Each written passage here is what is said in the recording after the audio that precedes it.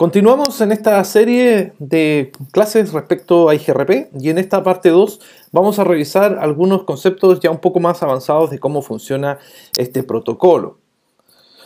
Puntualmente vamos a revisar Dual, que es el algoritmo principal, el corazón de IGRP. Vamos a entender cómo IGRP funciona realmente para determinar una ruta libre de bucles. Luego vamos a pasar a ver el concepto de autosumarización o sumarización automática, o también llamado rutas de resumen automáticas, que es una característica de IGRP que comparte a la vez con otros protocolos de vector distancia como RIP.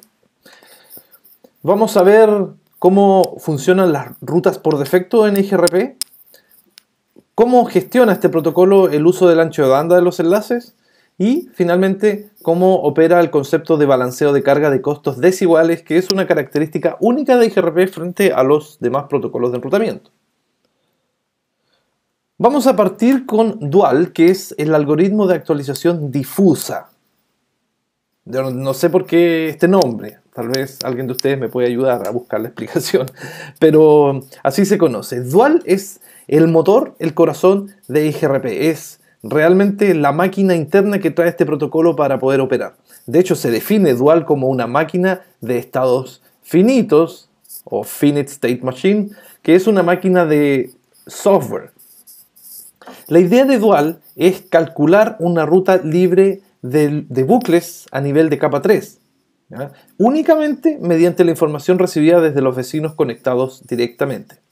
Recuerden que una de las características de los protocolos de vector distancia como IGRP es que solamente pueden procesar información de acuerdo a lo que les suministran los vecinos conectados directamente. En contraposición a OSPF o ISIS, que son protocolos de estado de enlace que tienen la visión completa de la topología, IGRP ve una porción muy reducida que es solamente lo que le informa al vecino. Por lo tanto, con esa información él tiene que ser capaz de identificar una ruta completa libre de bucles. Y aquí vamos a ver cómo lo hace. Para partir con Dual, vamos a partir definiendo algunos conceptos. Estos conceptos, por favor, traten de anotarlos o traten de poner mucha atención porque es muy fácil confundirse porque los nombres son bastante similares. Tenemos en el primer caso el concepto de successor o sucesor o ruta sucesora. Luego tenemos la distancia factible, que lo vamos a abreviar como FDE, por Feasible Distance en inglés. Luego tenemos el concepto de sucesor factible o Feasible Successor, y lo vamos a abreviar como FS. Tenemos la condición de factibilidad, Feasibility Condition o FC.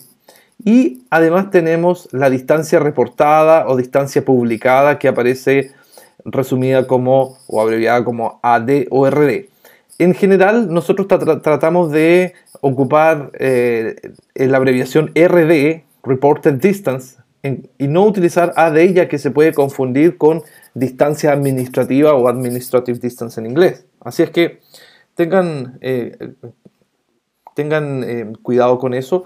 Y en esta serie vamos a utilizar siempre la nomenclatura RD para no confundirnos. Entonces, vamos a ver de qué se trata cada uno de estos conceptos. ¿Qué es un sucesor? ¿Ya? O una ruta sucesora. Este nombre es simplemente la mejor ruta que el router haya calculado a un destino determinado. ¿Ya? Lo importante es que solamente las rutas sucesoras van a la tabla de enrutamiento. Si tenemos un router 1 con varios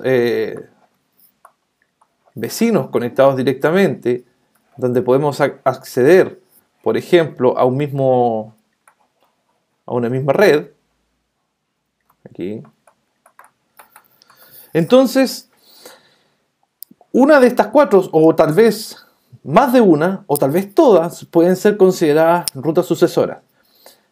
Sin duda que a partir de la métrica que determinemos, vamos a saber cuál de estas rutas realmente es la mejor, y esa se va a llamar sucesora. Es un sinónimo solamente de la ruta que tiene la métrica más baja, ¿ya? Supongamos que IGRP determinó mediante el cálculo de la métrica que el enlace a través de R2 es el mejor. Entonces, para efectos nuestros, R2 va a ser nuestro sucesor o nuestra ruta sucesora. ¿Bien? Es simplemente un sinónimo de mejor ruta. Y eso lo podemos ir inmediatamente destacando aquí. Es la mejor ruta. Ustedes pueden anotar ahí. Entonces, sucesor es la mejor ruta. La característica es que esta ruta sí va a la tabla de enrutamiento. En todos los routers, en todos los protocolos, siempre las mejores rutas van a la tabla de enrutamiento.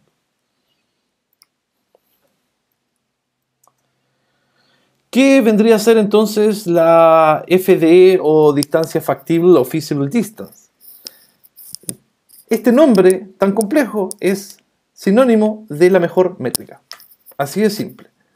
Nosotros cuando hablamos lenguaje EIGRP no decimos que la mejor métrica se llama mejor métrica, sino que decimos que se llama distancia factible o FD.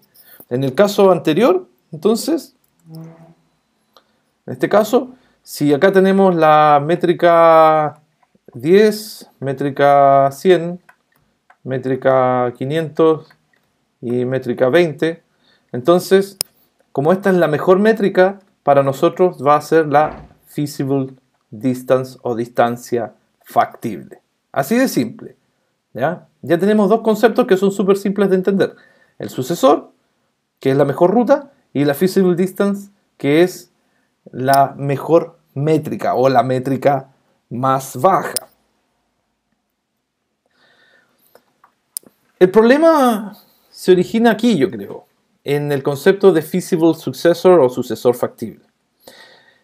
Podemos abreviar el concepto de sucesor factible como ruta de respaldo. ¿Ya? La idea del sucesor factible es que sea una ruta de respaldo a la ruta principal o ruta sucesora. El tema es que si la ruta sucesora cae o falla, la idea es que el sucesor factible tome su lugar inmediatamente. De hecho, se almacenan estos dos datos en la tabla de topología del router. Aquí tenemos nuestro router y un par de enlaces. Y vemos que aquí está la tabla de topología. Inmediatamente tenemos también la tabla de enrutamiento, routing table. Y en la tabla de enrutamiento ya decíamos que va a ir la ruta sucesora, successor. Y todos los paquetes van a ser enviados por la ruta sucesora. Pero cuando esta ruta falla, entonces inmediatamente la ruta sucesora factible debiese tomar su lugar y hacer una transición hacia la tabla de enrutamiento. El tema es que no siempre un vecino puede ser sucesor factible. ¿Ya? Y esto es lo que a veces uno se confunde bastante. No siempre un vecino va a ser sucesor factible. Quiere decir que si yo en este enlace declaré que esta es mi ruta sucesora, eso no significa que la otra ruta va a ser una alternativa válida, porque puede generar un loop. En el caso de OSPF, el cálculo se hace de nuevo cuando hay un corte de ruta. Cuando hay una modificación de la topología, empieza a correr el algoritmo SPF nuevamente y eso conlleva un tiempo para determinar cuál va a ser la ruta alternativa. En el caso de IGRP, como la idea es salvar tiempo, esa ruta sucesora factible ya está precalculada y en el caso de que se acepte, inmediatamente se hace la transición en cosa de milisegundos a la tabla de enrutamiento y el usuario prácticamente no nota el cambio. Pero la verdad es que no siempre el vecino va a ser sucesor factible. Para ello, tiene que cumplir con un criterio que se denomina condición de factibilidad. Y la condición de factibilidad dice que para que una ruta pueda ser considerada sucesora factible o respaldo, o backup, o enlace alternativo, la distancia reportada, y aquí entramos en otro concepto, la distancia reportada debe ser menor a la actual distancia factible hacia la misma ruta. Siempre que explico esta parte, muchos alumnos ponen caras así como, no entendí. Y está bien, la idea es que podamos explicar esto con un ejemplo para que quede más claro, pero vamos a entender el concepto primero. La condición de factibilidad dice que para que un vecino, a ver, vamos a dibujar esto aquí mejor, 1, 2 y 3, ahí, el mismo ejemplo clásico. Si tenemos la ruta a través de router 2 como sucesora, entonces, para que router 3 o un vecino pueda ser considerado sucesor factible o respaldo, debe aprobar la condición de factibilidad, que dice que la distancia reportada debe ser menor a la distancia factible actual. La distancia reportada no es otra cosa que lo que router 3 le informa a router 1 respecto a su propia distancia factible hacia el destino. Es decir, R3 previamente ya calculó cómo llegar a este destino y vemos que tiene un camino a través de R1, R2 y otro camino directo. Él determinó que su mejor métrica estaba por aquí, ¿cierto? Y la mejor métrica se llama distancia factible. Entonces, para router 3, la distancia factible es su mejor métrica, pero ese valor, cuando se envía al vecino R1, nosotros lo llamamos distancia reportada. Porque nuestro vecino nos está reportando su distancia hacia el mismo destino. Entonces, la condición de factibilidad dice que para que este vecino sea válido, esta distancia reportada, que es a la vez su distancia factible o mejor métrica, debe ser menor que la que yo ya tengo actualmente apuntando hacia la red de destino. Si lo llevamos a números, vemos que aquí tenemos que la métrica puede ser 50 para el router 1 y que la métrica por acá abajo puede ser 70, por lo tanto se eligió la de arriba. Para que router 3 sea considerado un sucesor factible válido, tiene que ser menor a la distancia factible actual, es decir, 50. En otras palabras, su distancia factible debiese ser menor, 30. Y esta distancia reportada permite entonces que nosotros tengamos a router 3 como un vecino. Si el caso fuese lo contrario, digamos que aquí esto vale 60, entonces router 1 no va a considerar a router 3 como un vecino válido y no va a agregar esa información a su tabla de topologías. Por lo tanto, router 3 no va a ser considerado un sucesor factible válido. Un poco complejo, ¿no? Bueno, para poder explicarlo mejor siempre valen los ejemplos. Bueno, ya lo decía que la distancia reportada entonces es la propia distancia factible de un vecino hacia un destino y que se reporta al router local. Yo les aconsejo que aquí en esta parte saquen una pequeña fotito o guarden esta información de alguna manera, una captura de pantalla, para que la tengan a mano en la medida que vamos resolviendo estos problemas. Porque va a ayudar bastante este solo slide a poder entender un poco más cómo funciona Dual. Bueno, aquí teníamos un ejemplo que vimos en la parte 1, donde determinamos las métricas, recuerden, a través de la fórmula. Y en ese ejemplo llegamos a determinar que la mejor ruta era a través de router 3, porque tenía la distancia factible más baja, la métrica más baja. Entonces, si nosotros queremos calcular en R1 hacia la red 10 cuál es la ruta sucesora, lo primero que tenemos que hacer es calcular todas las métricas de R1 hacia 10.0.0.0.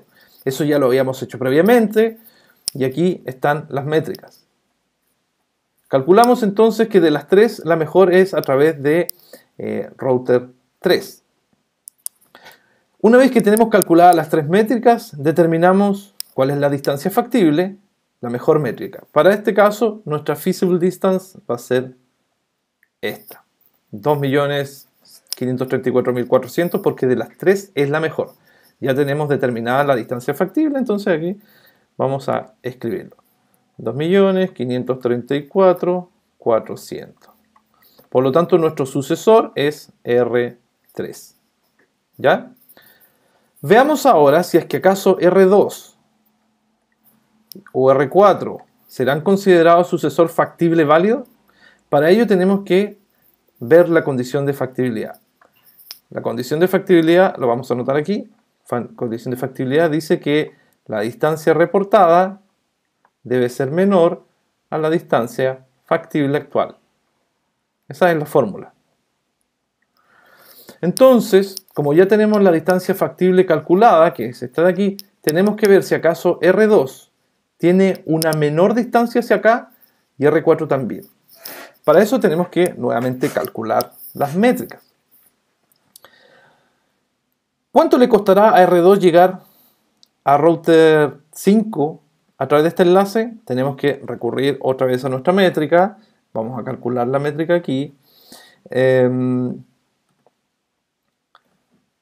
A ver, vamos a tratar de optimizar el espacio. Esto lo vamos a llamar m nomás, para no complicarnos. Entonces, 256 por 10 elevado a 7, dividido en el ancho de banda menor. Aquí tenemos 5000, porque el otro son 100 megas, 5000 kilobits, más la suma de todos los delays, 25.000 más 2.000, son 27.000, dividido en 10.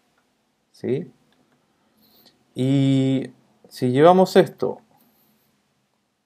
a la calculadora, siempre tengo que trabajar con calculadora para estas cosas porque la verdad es que no soy capaz de hacerlo a mano.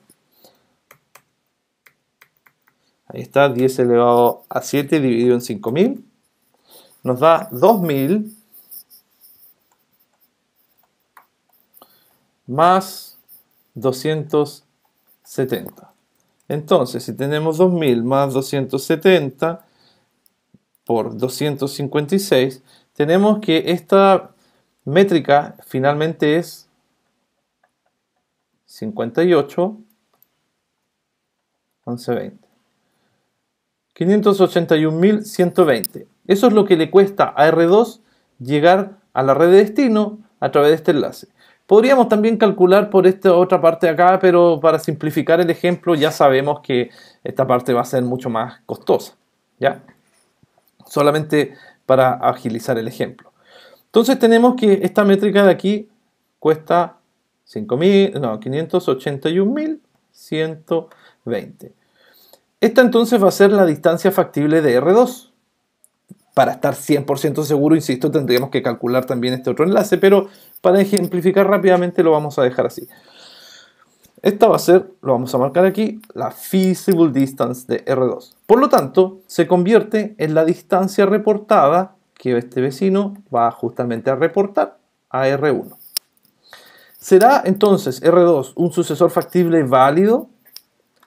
La distancia reportada debe ser menor a la distancia factible. Nuestra distancia factible en R1 es 2 millones y esta distancia es 581.000. Por lo tanto, R2 sí cumple con la condición de factibilidad y se va a convertir en un sucesor factible.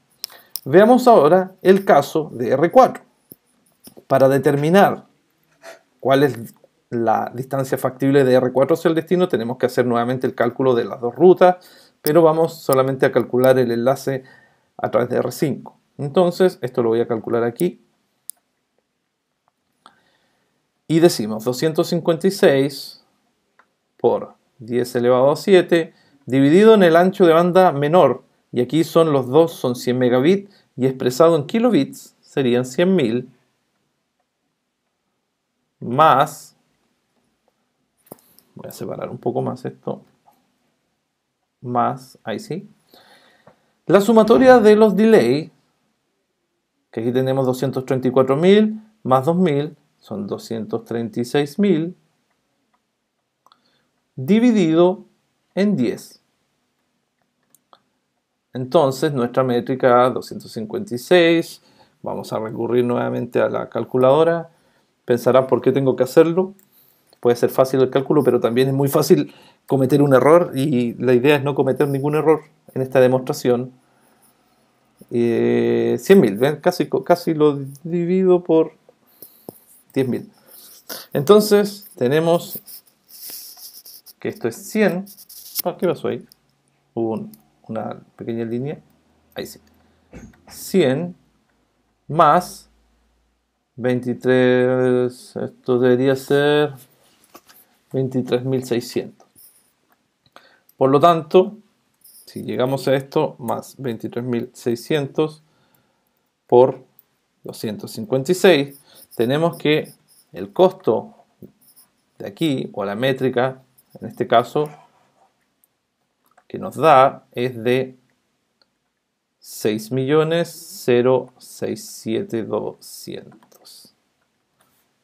Ahí está. Lo que hemos hecho es calcular cuánto le cuesta a R4 llegar a la red de destino. Y a través de este enlace le está costando 6.067.200. Esa es su feasible distance, o distancia factible. Entonces, cuando el router 4 le envíe esos datos a R1 a través de la distancia reportada, R1 va a evaluar la condición de factibilidad y va a preguntar si acaso la distancia reportada es menor que mi distancia factible, y en este caso vean que 6 millones no es menor que mi distancia factible, que es 2 millones, por lo tanto router 4 no se considera un sucesor factible válido. En estricto rigor, lo que va a pasar es que R1 va a agregar a la tabla de enrutamiento solamente el enlace a través de R2 y, a través de R3, porque esta es la ruta sucesora, y la ruta de R2 la va a guardar en la tabla de topología como un sucesor factible válido. Y la tabla, en la misma tabla no va a almacenar esta información, de hecho sí la va a almacenar, pero no la va a utilizar como un sucesor factible válido.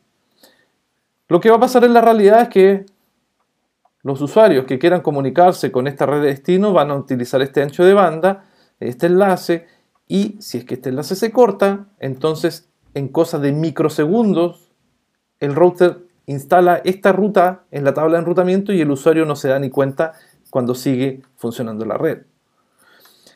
¿Qué pasa entonces si se corta también este enlace? La verdad es que aquí sucede una cuestión que no es tema de CCNA, pero se los puedo contar igual brevemente.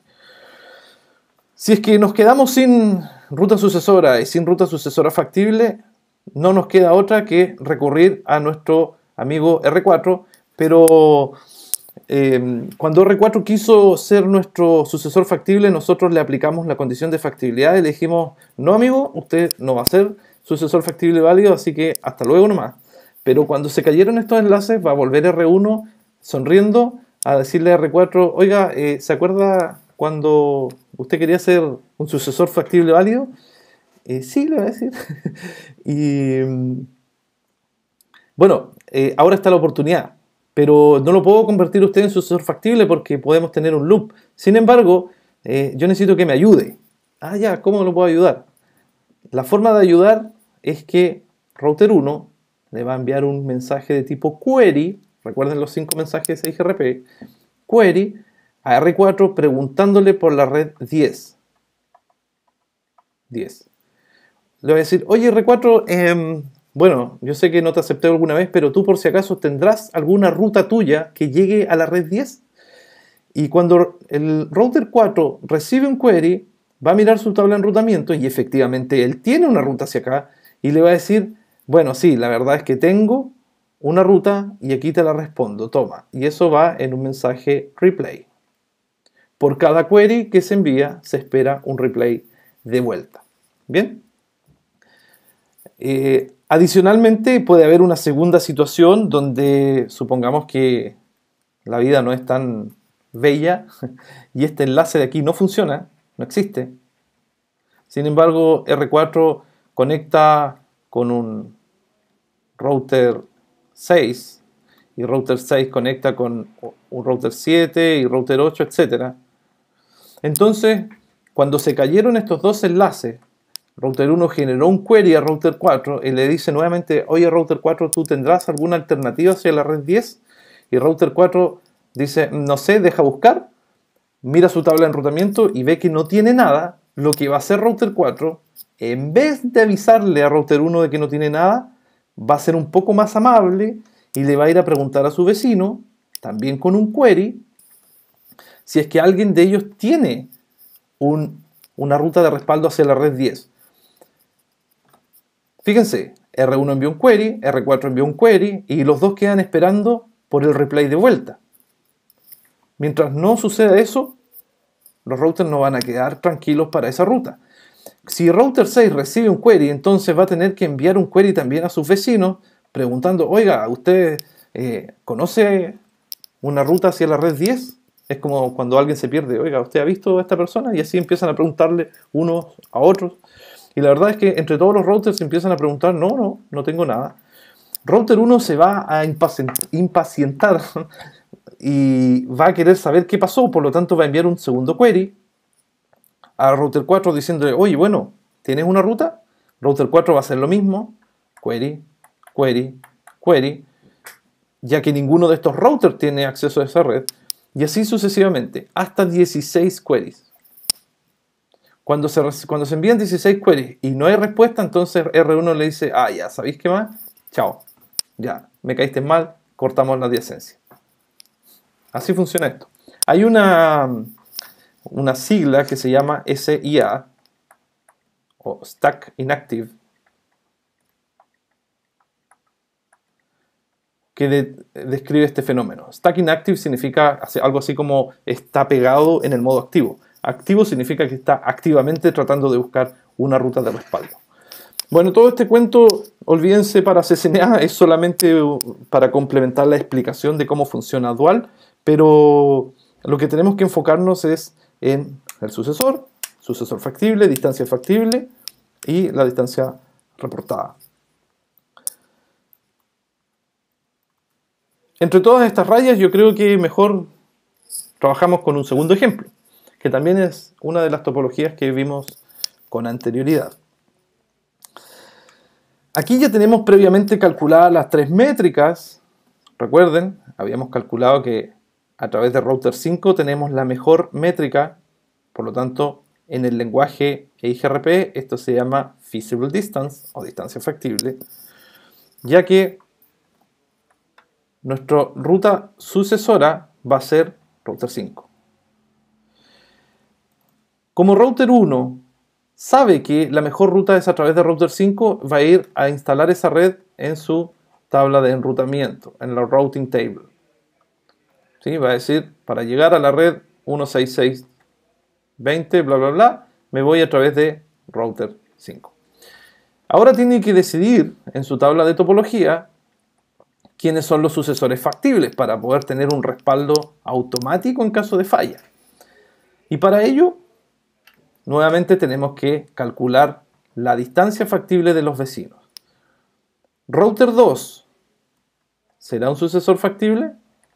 Router 3, ¿será un sucesor factible? No sé, ahora tenemos que ver. Evidentemente que Router 2 tiene que calcular la ruta a través de R1 y la ruta a través de R4. Pero al igual que en el ejemplo anterior, voy a simplificar solamente calculando en esta dirección, asumiendo que esta es la mejor ruta. ¿Ya? Asumiendo que esa es la distancia factible de R2. Pero tenemos que calcularla. Entonces, la métrica de R2 va a ser 256 por 10 elevado a 7 dividido en el ancho de banda mínimo del enlace, donde tenemos 1024 kilobits, 256 y 10.000, por lo tanto 256, más la sumatoria de los delays, 67.000 más 2.000 más 2.000 son 69.000, 73.000, 73.000 dividido en 10. Y si eso lo llevamos ahora a la calculadora,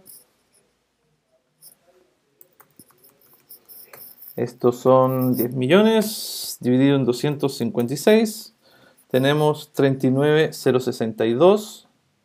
Recuerden que esto no se aproxima, sino que se redondea hacia abajo, más 7.300, que es dividido en 10. Entonces, 39.062 más 7.300 y todo eso por 256 nos da 11 millones. Voy a anotarla un poco aquí para dejarlo claro. Entonces la ruta a través de R2 o la distancia factible de R2 es 11.868.672. Ahí está.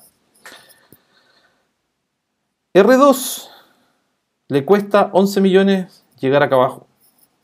Y eso coincide porque el total acumulado de R1 para llegar a través de R2 era 12 millones. Entonces basta que restemos este número que habíamos calculado previamente con esto y vamos a tener el costo de este enlace. Súper simple. Entonces decíamos que aquí voy a anotar en rojo para facilitar la visualización. La distancia factible es 11.868.672. Esta distancia factible se convierte en distancia reportada y entramos a evaluar la condición de factibilidad. Condición de factibilidad, entonces, reported distance debe ser menor a la feasible distance. ¿Se cumple este criterio? ¿Es acaso esta distancia reportada menor que la distancia factible que R1 ya tiene hacia el destino, que es 2 millones? Claro que no. Por lo tanto, este vecino no se considera un sucesor factible válido. Tenemos que hacer el cálculo ahora por router 3. Vamos a ver cuánto le cuesta a router 3 llegar a través de este enlace. Siempre la misma fórmula. 10 elevado a 7 dividido en el ancho de banda mínimo. Aquí tenemos 368 kilobits y acá tenemos 10.000. Por lo tanto, 368 más la sumatoria de los delays, 900 más 2000, 2900 dividido en 10. Ahí está. Entonces, esto es igual a... Tengo aquí la calculadora.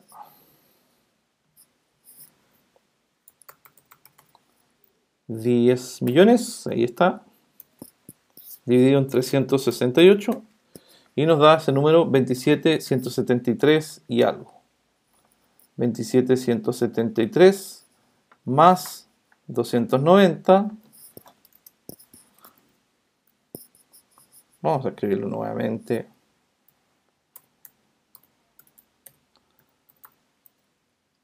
Por 256. Y nos da 7.030.528. 528 a través de R3. Entonces tenemos esta métrica. Por lo tanto, para R3 su distancia factible sería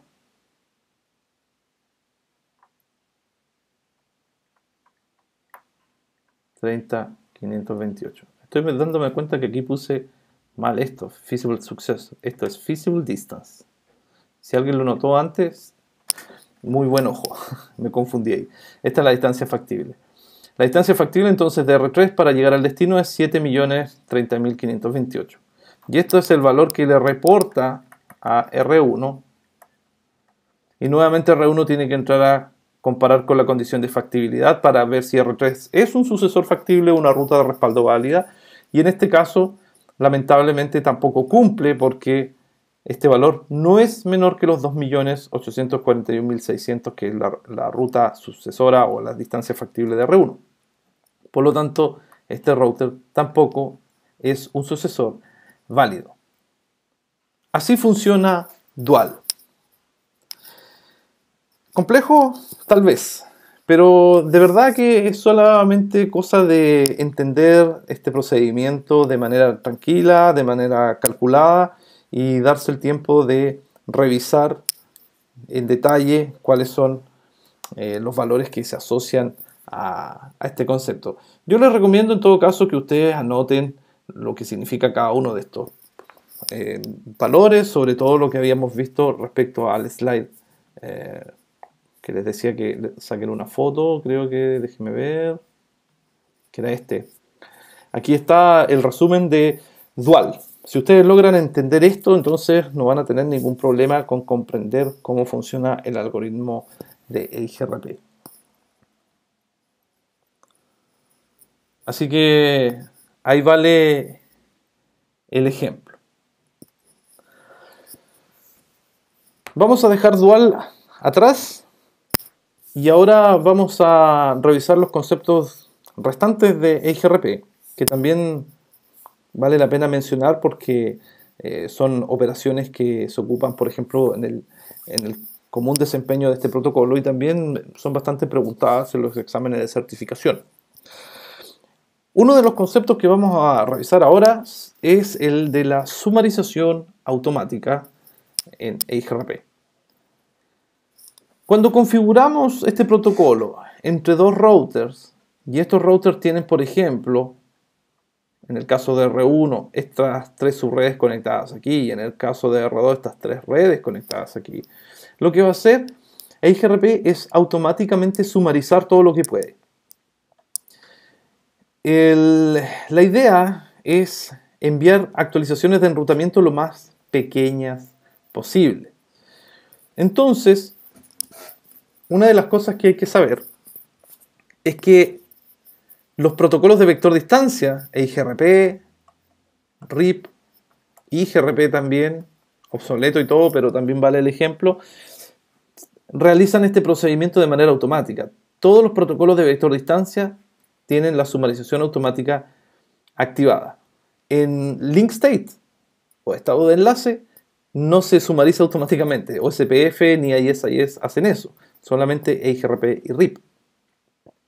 Entonces, cuando nosotros configuramos EIGRP en este router, y este router tiene que notificarle a R2 que conoce o que tiene conectadas estas 3 subredes directamente, él lo que va a hacer es automáticamente sumarizar en lo que se conoce como el límite de la clase y va a enviar una sola actualización con un bloque completo que integre automáticamente a las rutas que tiene conectado. En el caso de R2 va a intentar hacer lo mismo, pero la actualización que va a enviar va a incluir los 3 bloques distintos. ¿Por qué la diferencia? Si ustedes se pueden fijar, estas direcciones de aquí son todas de clase C.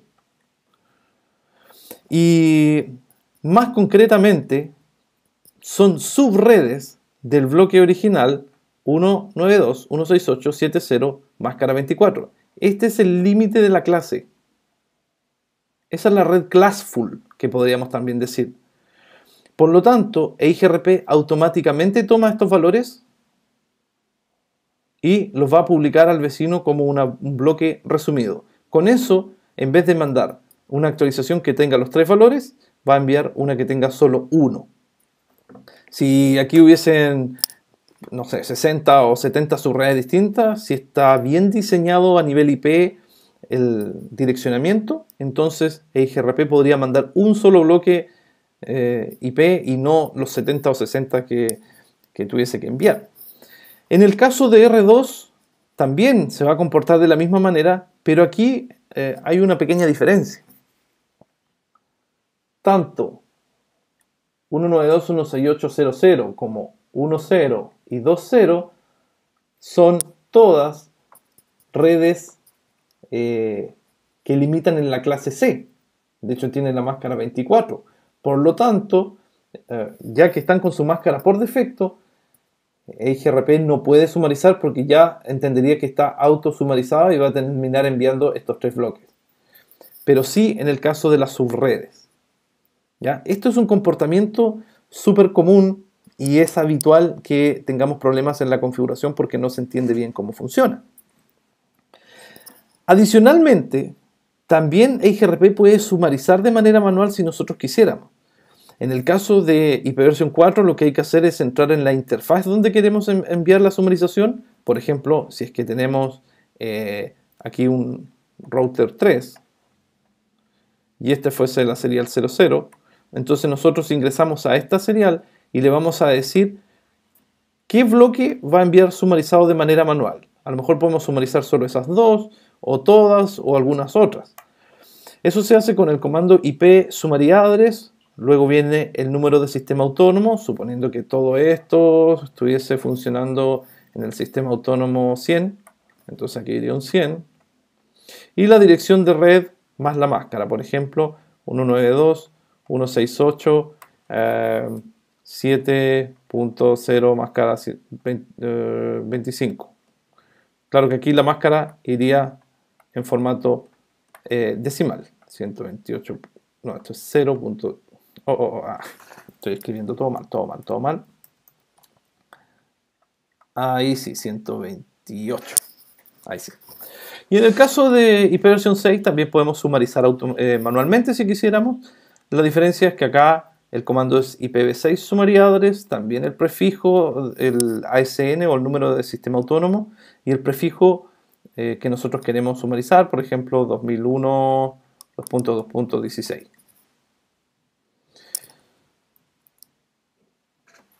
La pregunta entonces es, ¿conviene tener activada la autosumarización o conviene desactivarla? Normalmente deberíamos ejecutar el comando no autosummary. Los que ya han metido mano un poco en IGRP podrán entender.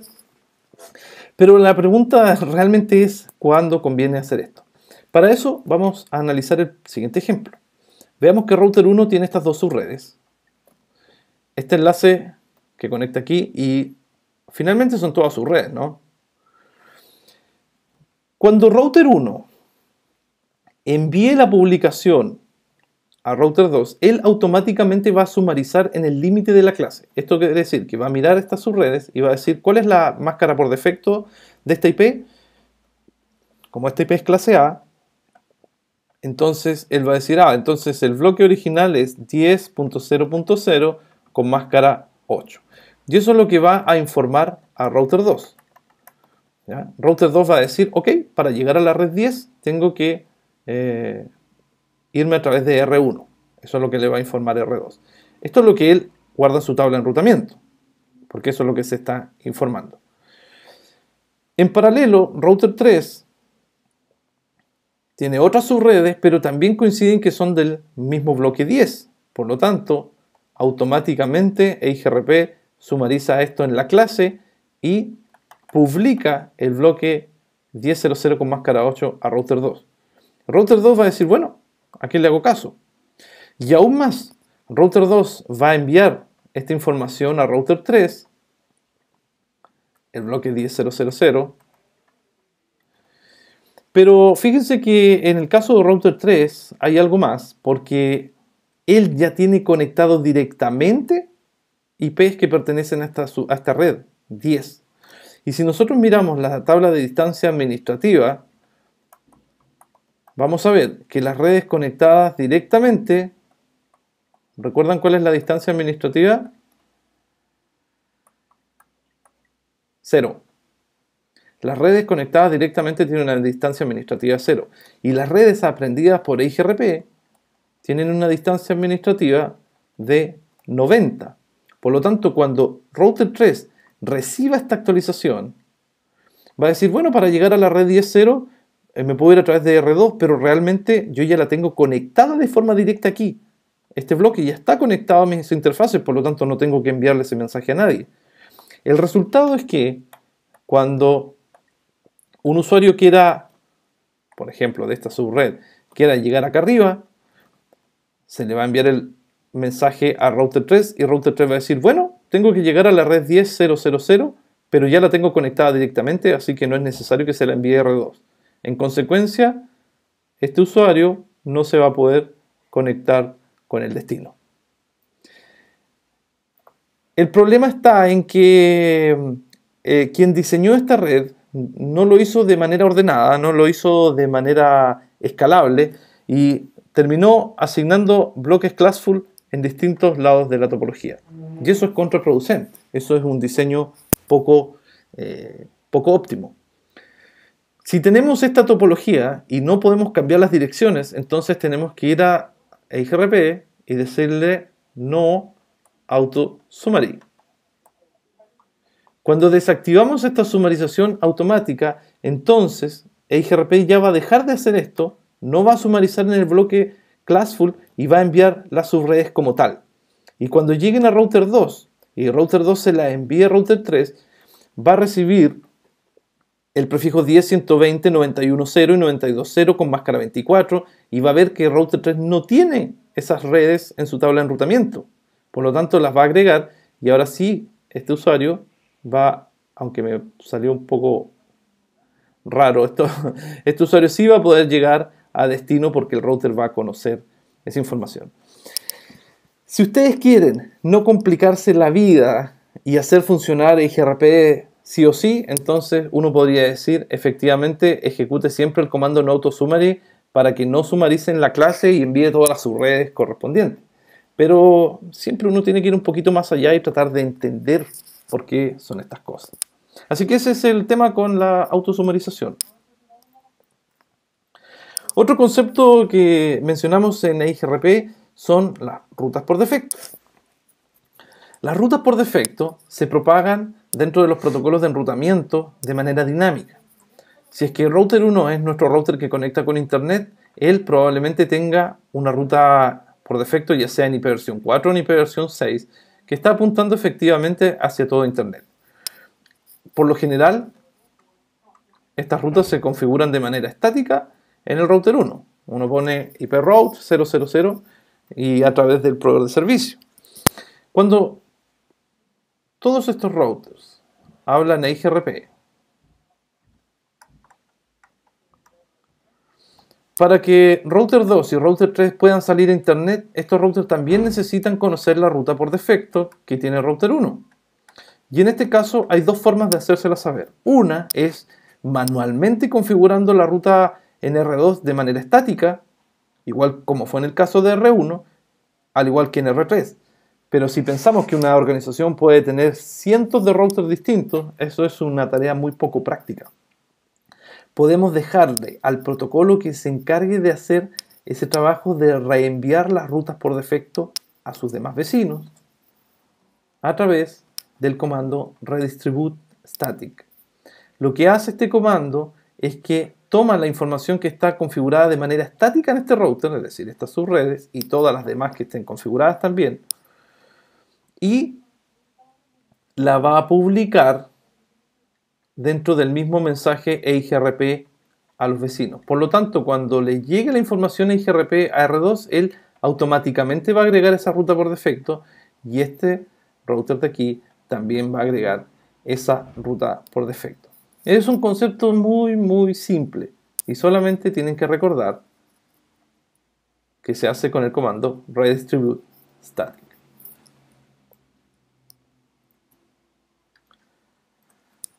Adicionalmente, hay un concepto que a veces se olvida un poco y es el uso de ancho de banda que hace EIGRP para poder funcionar. Tenemos que saber que por defecto EIGRP utiliza el 50% del ancho de banda para él, para el intercambio de información de enrutamiento. Entonces, si R2 tiene aquí un enlace de 10 megas, por defecto EIGRP puede llegar a ocupar hasta 5 megabits por segundo para enviar su información de enrutamiento hacia router 1 y hasta 128 kilobits a R3. Si pensamos en un enlace de 256 kilobits, vamos a decir que EIGRP tranquilamente él va a ocupar la mitad del enlace solamente para funcionar y enviar información de enrutamiento. Entonces, en algunos casos podría convenir ajustar este valor a un porcentaje más conveniente, y eso se hace con el comando IP bandwidth percent EIGRP, el número de sistema autónomo y el porcentaje, por ejemplo 25. Al hacer este cambio, inmediatamente EIGRP pasaría a ocupar 2,5 megas aquí y 64 kilobits aquí, dejando un poco más de espacio para el tráfico de datos. En el caso de IPv6, aquí hay un error, debería ser IPv6 bandwidth percent y es exactamente el mismo valor. Recuerden que EIGRP utiliza el 50% del ancho de banda para su propia información. Esto no significa que cuando funciona EIGRP automáticamente se consumió ese 50%. No es así. Probablemente si tenemos un enlace de 100 megas, el 50% que son 50 megabits jamás se van a ocupar con EIGRP. Y por eso es un factor que hay que ajustar, ¿ya? No quiere decir que al implementar EIGRP tengamos inmediatamente la mitad del enlace solamente disponible. Es el total que puede utilizar este protocolo para funcionar. Y para finalizar esta sesión, vamos a explicar cómo funciona el concepto de balanceo de carga en EIGRP a través del comando variance, que nos permite utilizar balanceo de carga de costos desiguales. Es el único protocolo que permite hacer esto. ¿Cómo funciona esto en la realidad? Miren, Si R1 calculó que su distancia factible hacia R2 es de, digamos, 100, y R1 calculó que su distancia factible a través de R3 es de 350, entonces evidentemente que va a querer utilizar R2 como ruta principal. Si los dos hubiesen sido 100, entonces lo que haría router 1 sería balancear la carga porque los costos son iguales, en un modo round robin. Round robin significa que se va a ir alternando un paquete IP por aquí y el otro por acá, etc. Eso siempre y cuando los costos sean iguales. En este ejemplo, sucede que la ruta sucesora es a través de router 2, porque su distancia factible es 100. Pero EIGRP permite, aún en este escenario, balancear la carga. Y eso lo hace con la opción de la varianza. ¿Qué es la varianza? Es un multiplicador de la distancia factible. Un multiplicador de tolerancia. Para configurar la varianza nosotros entramos al modo router y bueno, definimos el máximo de rutas que es 4, por defecto trae 4 y podemos balancear hasta 32 dependiendo del sistema operativo que estemos utilizando, dependiendo de la versión. Y aquí ejecutamos el comando variance2. Este multiplicador lo que va a hacer es que va a tomar la distancia factible y la va a multiplicar por 2. En nuestro caso, vamos a tener que nuestra varianza va a aceptar 200. Si yo pongo este comando, entonces router 1 va a balancear la carga entre todos los enlaces que tengan hasta una métrica de 200. No es suficiente para balancear aquí. Por lo tanto, ¿qué valor deberíamos utilizar para la varianza? Si dijo 3, entonces aún así no funciona, porque esta métrica es de 350. Tiene que ser 4. Con la varianza en 4 significa que router 1 va a tolerar enlaces hasta 4 veces peor que la distancia factible para poder balancear. Si nosotros aplicamos aquí el comando variance4, entonces router 1 va a enviar un mensaje por aquí y el siguiente por allá porque va a empezar a balancear la carga entre los dos routers, ya que sus distancias factibles están dentro del rango de tolerancia permitido por la varianza. Y eso es. No hay más que eso. Esto es súper sencillo, pero es el único protocolo que permite ejecutar esta función. La verdad es que ha sido una sesión bastante intensa. Tal vez necesiten volver a revisarla continuamente, pero la idea era revisar también los aspectos fundamentales de IGRP, algunas cosas que sabemos que van a preguntarse en los exámenes de certificación y conceptos que todo networker debería conocer. En la siguiente sesión vamos a trabajar con una topología práctica que ustedes pueden realizar también en paralelo para implementar IGRP en IP versión 4 y IGRP en IP versión 6. Espero que les haya sido de utilidad y nos vemos en la siguiente sesión.